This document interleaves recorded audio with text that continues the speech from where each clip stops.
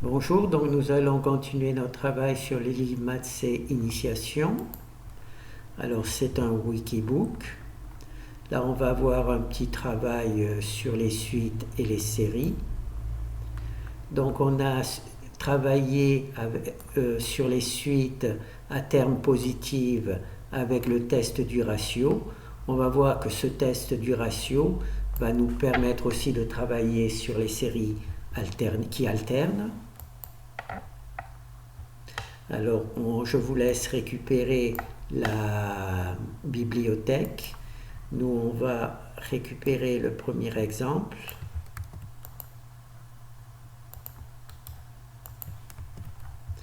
Alors, il s'appelle FAH.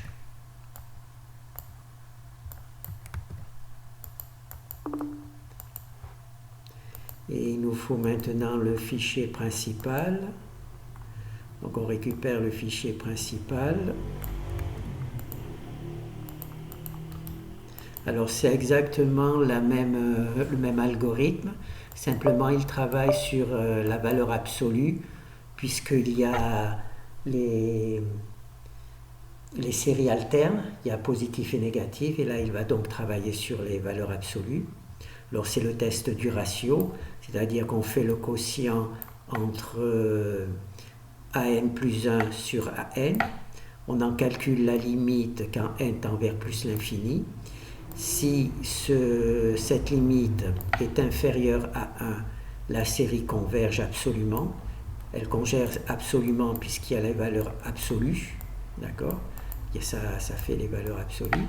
On neutralise le signe et donc la série converge. Si elle converge absolument, la série converge.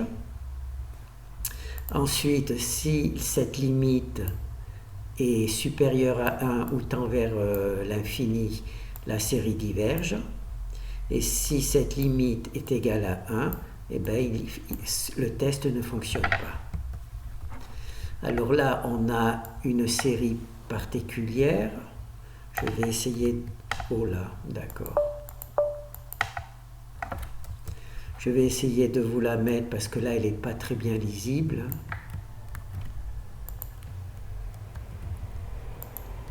Voilà. Alors...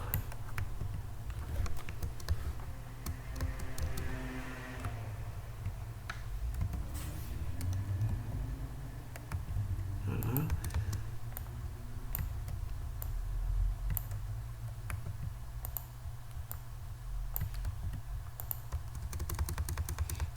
Voilà, ça c'est notre série. Alors c'est le n au carré plus 4 sur 2 à la puissance n. D'accord? Là c'est n à la puissance 2 plus 4 sur n. Et là naturellement il y a le système qui fait que la série alterne. D'accord? N quand il est égal à 1, on a moins 1. Quand il est égal à 2, ça devient 1. Quand il est égal à 3, ça fait moins 1. Et quand, voilà, c'est les séries qui alternent. Donc là, c'est l'équation de notre série qui nous donne notre série. Alors, quand on calcule le rapport comme ça, on voit que quand il passe de C1 à C9, quand n passe de 1 à 9, on voit que la valeur diminue à chaque fois. D'accord? Là, c'est 1.8 et là, ça fit, donc ça diminue. D'accord? Donc, on dit que cette limite, quand n tend vers plus l'infini, elle est inférieure à 1, puisqu'elle est égale à 0,612. Et donc, la série converge absolument. Oui, la série converge absolument. Ou en fait, ça veut dire qu'elle converge. Si elle converge absolument, c'est qu'elle converge. Voilà. Donc ça, c'est notre première série. On va voir la deuxième exemple.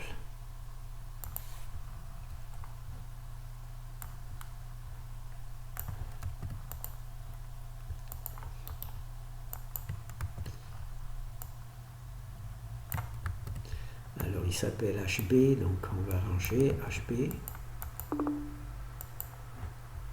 Alors la méthode du ratio fonctionne particulièrement bien quand on prend sur les puissances ou quand on travaille sur les factoriels. Je pense que le deuxième exemple va être sur les factoriels. Alors on va récupérer le deuxième truc.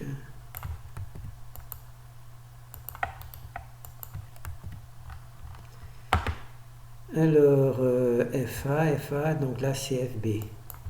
Donc là j'ai fait une erreur, j'ai pas pris FA, j'ai pris FB. Voilà, FB.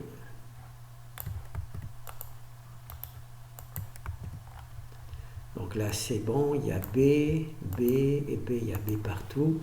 Donc c'est bon. Alors là toujours le même principe, on calcule donc la limite du quotient de AN plus 1 sur AN, tout ça en valeur absolue. Si la valeur est inférieure à 1, la série converge absolument, donc elle converge. Si cette limite est supérieure à 1 ou tend vers l'infini, la série diverge. Si cette limite est égale à 1, la méthode ne fonctionne pas. Donc là, on se retrouve avec une nouvelle truc. Donc là, je récupère l'équation. Pardon. Donc là, je vais je vais peut-être la mettre ici. Voilà.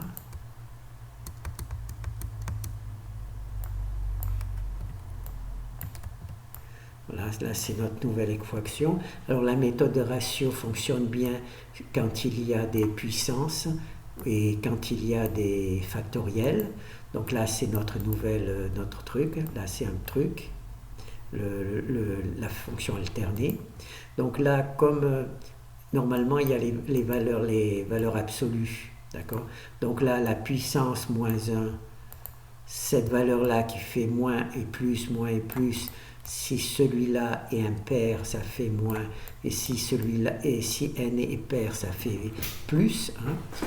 Étant donné qu'on prend la valeur absolue, donc j'ai sorti cette valeur-là, et comme elle est toujours égale à 1, puisque la valeur absolue neutralise le signe moins. Donc pour que ça soit mieux lisible, je l'ai enlevé de l'équation, mais ça n'a pas d'importance puisque dans le quotient, quand on fait le quotient, on prend la valeur absolue, donc ces deux valeurs-là sont neutralisées par le quotient, d'accord. Donc là, on voit aussi que la limite, quand n tend vers plus l'infini, que cette limite, elle est inférieure à 1. Là, on voit que c'est 0,08, donc c'est inférieur à 1. Et donc la série converge absolument. Elle converge absolument puisqu'on parle de valeur absolue. Et donc AN converge. D'accord. Elle converge absolument. Et parce que cette limite, quand on travaille sur les valeurs absolues, elle converge. Donc on dit qu'elle converge absolument, dans le sens où c'est les valeurs absolues. Je ne sais pas si c'est le vrai mot en français. Elle converge, la série, je ne sais pas comment on dirait ça. The series is absolutely convergent and therefore convergent. La série, elle converge absolument parce qu'il y a les valeurs absolues, donc truc. Et donc, en fait, la série AN, celle qu'on étudie, sans la valeur absolue, elle converge. Voilà. Voilà, ça c'était notre série. Et quand on a voulu travailler dessus, on a mis la valeur absolue. Voilà. Pourquoi on a mis la valeur absolue? Parce que la méthode du ratio ne fonctionne que quand les termes sont positifs. D'accord? Donc c'est pour ça que la méthode du ratio, quand on veut travailler sur des séries alternées, on est obligé de mettre la valeur absolue pour neutraliser le signe. Et donc là, on fait le travail comme si c'était une série normale, c'est-à-dire à terme positif, Et ensuite, eh bien, une fois que l'on a fait le travail, on vérifie et si la valeur de la limite avec les valeurs absolues fonctionne, on dit qu'elle converge absolument. Et si elle converge absolument, moi je ne suis pas capable de le démontrer, mais on démontre qu'elle converge, la série AN converge sans le signe absolu. Donc maintenant on va faire le troisième exemple. Alors, le troisième exemple où il y a encore du factoriel. Alors c'est le C.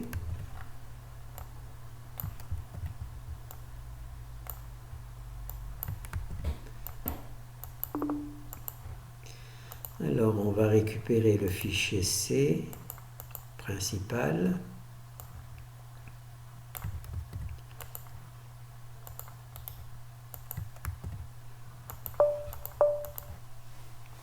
Alors nous, on a notre test de ratio qui fonctionne sur les séries à termes positifs.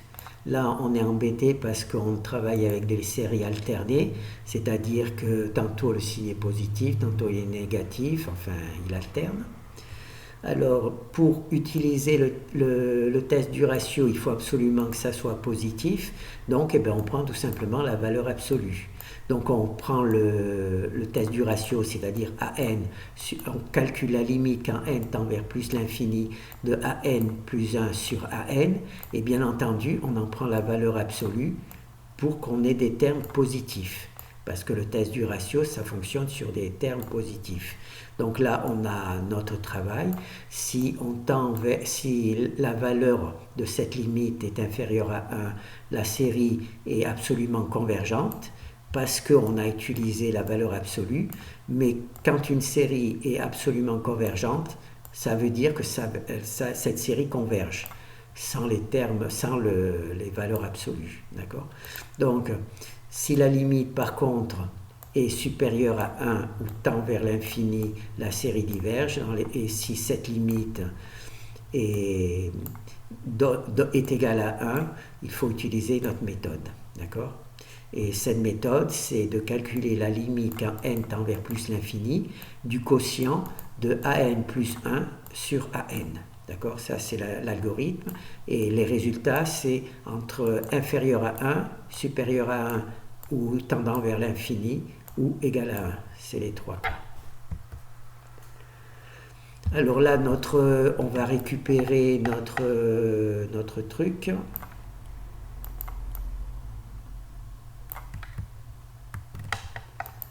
On va la mettre ici. Voilà. Donc ça, on la nettoie et voilà. Oh là. Non, annulé. Voilà, donc là, notre travail particulier, c'est n plus 3 sur AN 8 puissance n. D'accord ? Donc, ici, pour simplifier l'écriture, je n'ai pas rajouté devant cette valeur-là. Pourquoi ? Parce qu'en mettant la valeur absolue, cette valeur-là sera toujours égale à 1. Donc c'est comme si je multiplie ici par 1. Donc simplement c'est pour que l'écriture soit plus lisible, pour qu'on voie mieux, même si c'est difficile à lire. Là j'ai séparé les valeurs pour marquer qu'ici il y avait n plus 1, puisque c'est la valeur n plus 1. Là il y avait n, et donc là j'ai mis à l'aplomb n plus 1. Voilà. Donc là quand on fait le calcul du quotient, on s'aperçoit que quand on passe de 1 à 9, les valeurs augmentent, d'accord ? Et donc, quand on passe de 11 à 19, on voit qu'on a des valeurs supérieures à 1. Donc, limite quand n tend vers plus l'infini. Ici, notre infini, c'est 19, puisque ça commence déjà à différentes c de 1. Donc, limite quand n tend vers plus l'infini du quotient AN plus valeur absolue de AN plus 1 sur AN est supérieur à 1, donc, ou tend vers l'infini, on ne sait pas, ça peut tendre vers l'infini, donc la série diverge. Voilà, la série diverge, puisqu'elle n'est pas inférieure à 1. Voilà. Donc là, on a vu à quoi elle correspondait. C'était n factoriel n truc. Alors le factoriel en langage C, ça s'écrit comme ça, factoriel. Ah ben là, c'est pas factoriel. Il y a une petite erreur ici. C'est puissance. C'est puissance, c'est pas factoriel. Donc ici, c'est la puissance. Ça ne change rien parce que j'ai fait l'erreur dans l'écriture de la chaîne de caractères, mais j'ai pas fait l'erreur dans la truc. Voilà, donc c'est bon. Voilà. Donc on va juste revoir le travail.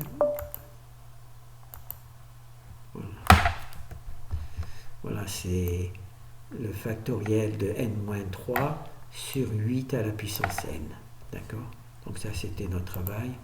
Factoriel n-3 sur 8 à la puissance n avec la série qui alterne ici. Donc là, on voit que les valeurs à partir de C11, quand n est égal à 11, quand on calcule la limite quand n tend vers plus l'infini, mais dès que l'on arrive à n égale 11, on voit que la valeur est supérieure à 1, donc on sait que la série diverge. Absolument.